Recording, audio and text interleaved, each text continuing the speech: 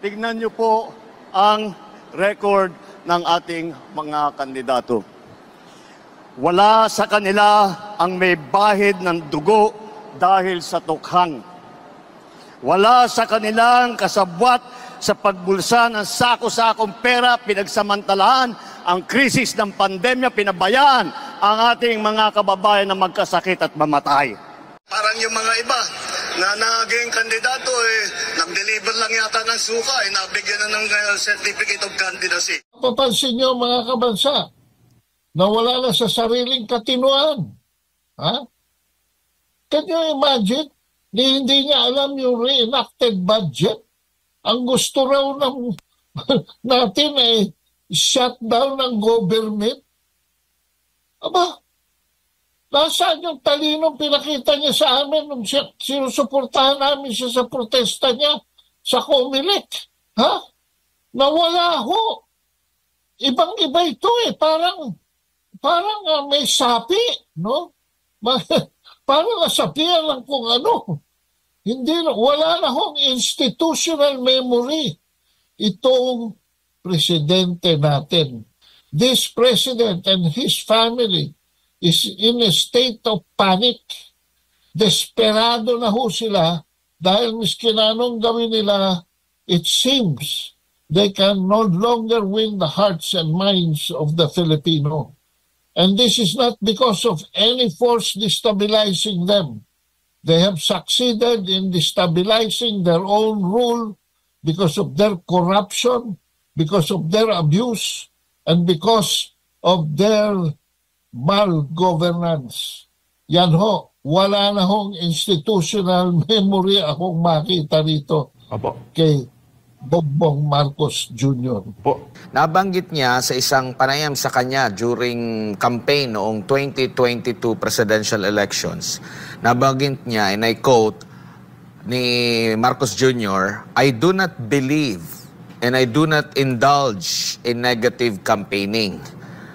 Itong mga banggit niya, itong mga binanggit niya sa kahapon sa kick-off, kumbaga ito ba ay nagpapakita na sa kanyang tunay na kulay na yung mga salita niya noon ay ano lang, kumbaga parang wala siyang paninindigan, taliwas talaga yung kanyang nagiging pag-uugali, Kado? Presidente Marcos Jr. ay tumalikod na sa kanyang mga dating prinsipyo.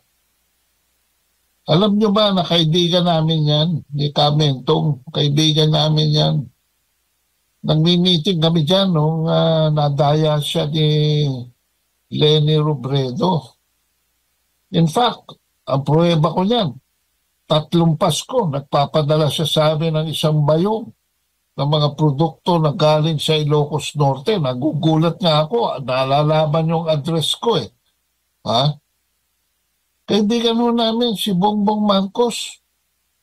Kinampanya ho namin si Bongbong Marcos noong 2016. Ang ticket po na dinala namin noon, Duterte Marcos. Kinampanya namin sa pagkapangulo. Ang ticket na dinala namin, Marcos Duterte. Ang pinagtataka namin ay, of course, after the elections, nabudol tayo. Alam naman natin, nabudol-budol tayo lahat. At kami lalong nagulat pagdating ng tandaan nyo itong date na ito, February 2, 2023. Yan po ang araw na napirmahan ang 4 additional sites sa Enhanced Defense Cooperation Agreement. Yan ho ang 180-degree turn ni Marcos Jr. sa kanyang mga prinsipyo. Mula ho noong February 2, hindi na ho niya naisip ang kapakanan ng sambayanang Pilipino. Bakit ko nasabi yun? Ang una niyang tinalikuran, bukod sa mga supporters niya, mga kabansa, ay ang economic aid na dapat manggaling sa China to the tune of 23 billion US dollars. Yan po sa accommodation na ginawa niya sa mga Amerikano ay hindi na ho makapasok sa Pilipinas. In fact, anong pruweba ko niyan? Ang pinakasimpleng pruweba ko niyan ay wala pa po sa 10% ng Chinese tourists ang nakarating sa Pilipinas mula noong February 2, 2023. From 2017 to 2019, ang total Chinese tourists po na nakarating sa atin dito na nagdala ng $1,000 bawat isa at nag-empleyo ng 2 Pilipino sa bawat isa sa kanila ay 4 million. 4 million. 1 million in 2017, 1.3 million in 2018, and finally 1.7 million ng 2019. Last year po, 267,000 lamang ang tourist na nakapasok mula sa China. Bakit? Ay kinutahan ho ni Marcos Jr. So kung kayo'y nagugutom mga kabansa, kung ang bansang ito ay hindi makaharap sa inflation, kayo ho ang unang binasura nitong Pangulong ito. Wala na ho itong pakialam kung hindi makipagsayaw sa isang banyagang bansa. At kung ano na lamang ang sabihin sa kanya, yun na lamang ang kanyang gagawin. Mapapansin niyo mga kabansa, na wala na sa sariling katinuan. Ha?